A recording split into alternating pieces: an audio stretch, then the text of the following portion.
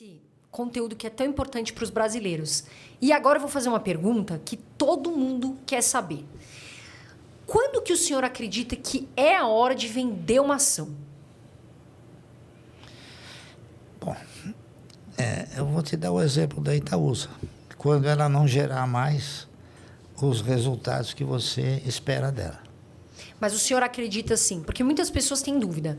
Carol, vamos dar um exemplo aqui. A Magazine Luiza. Está passando, né, o varejo está passando esse momento delicado, as ações estão despencando, e aí os investidores ficam assim, será que eu vendo ação agora? Será que eu não vendo? Né? Será que eu compro? Será que não?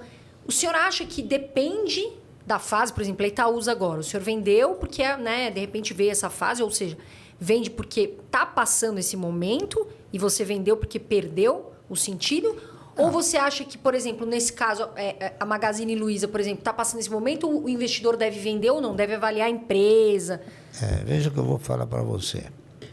Você e todos esses que acreditam no setor de varejo, eles são um pouco informados em termos de histórico, né? As empresas de varejo, pelo menos umas 40, quebraram. E as próximas quebrarão.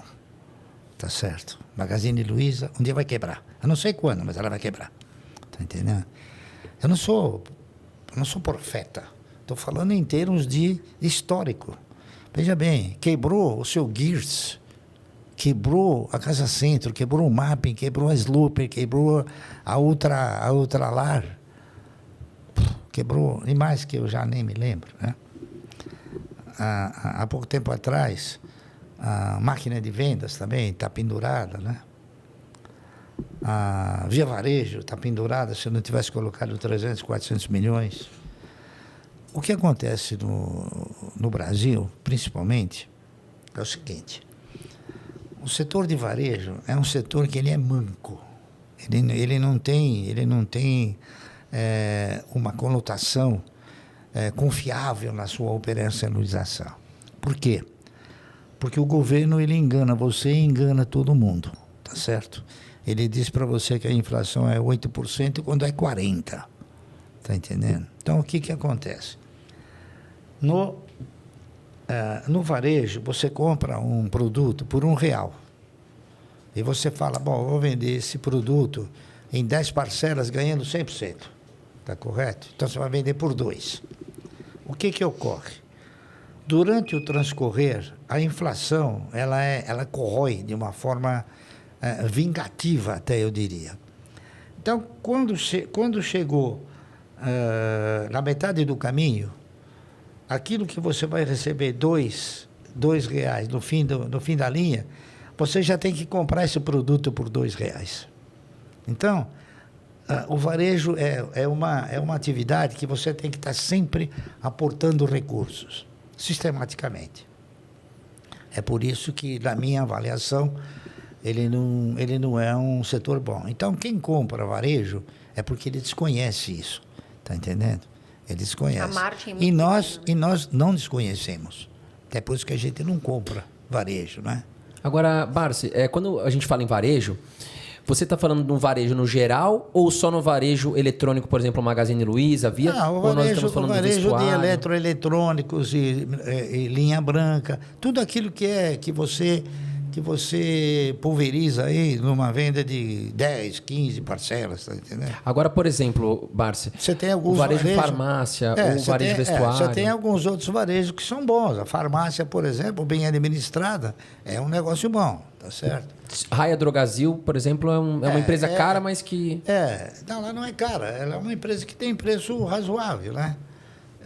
Agora, não adianta você também congestionar. Por exemplo, há pouco tempo atrás, o Grupo Ultra, assim, a gente teve a oportunidade de falar, eu acho que vocês estão fazendo um mau investimento.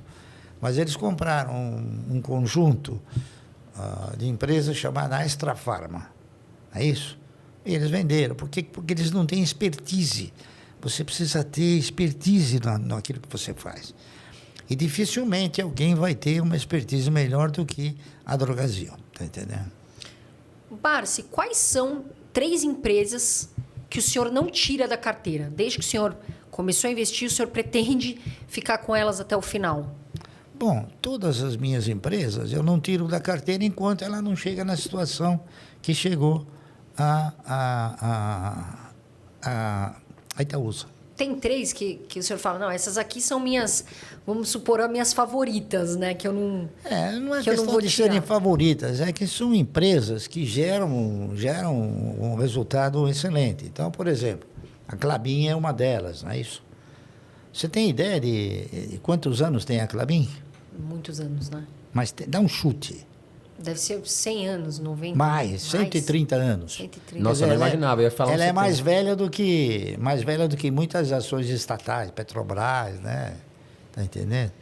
E é uma empresa que se mantém diante de uma estrutura extremamente bem configurada, entende?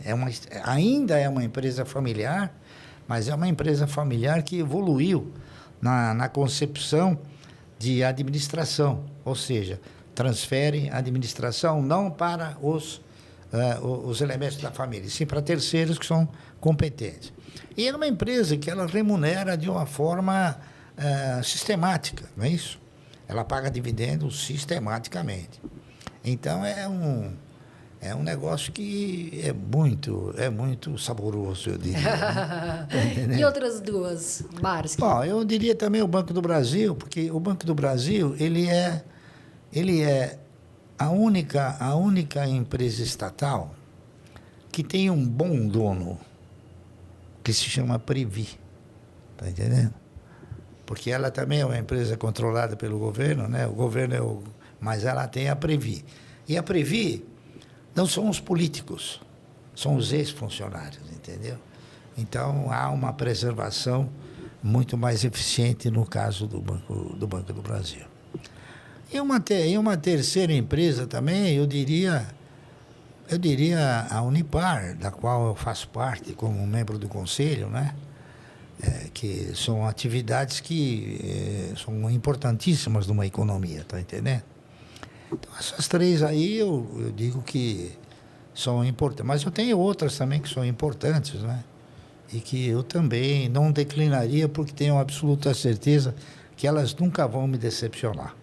Entendeu?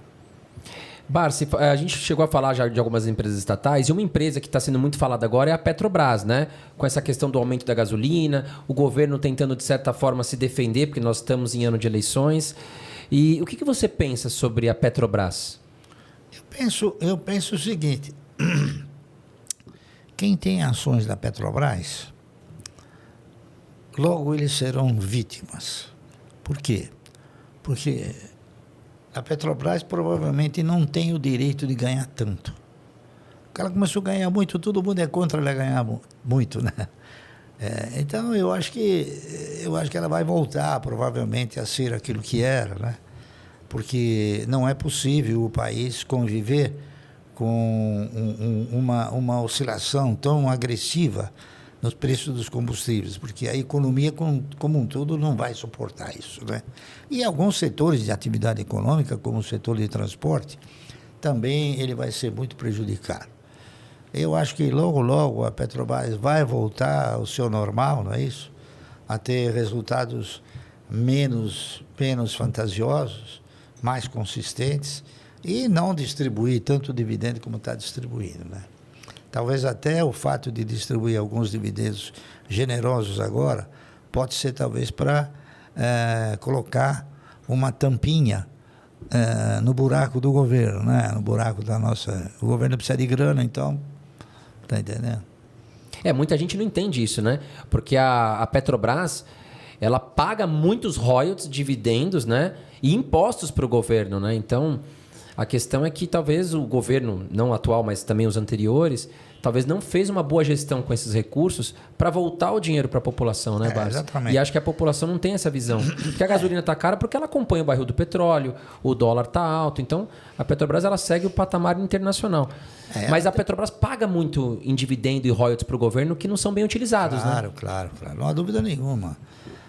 A Petrobras, ela é uma empresa que, vamos supor, de uns 3 anos para cá, ela deixou de ser um bom investimento para as empresas marginais.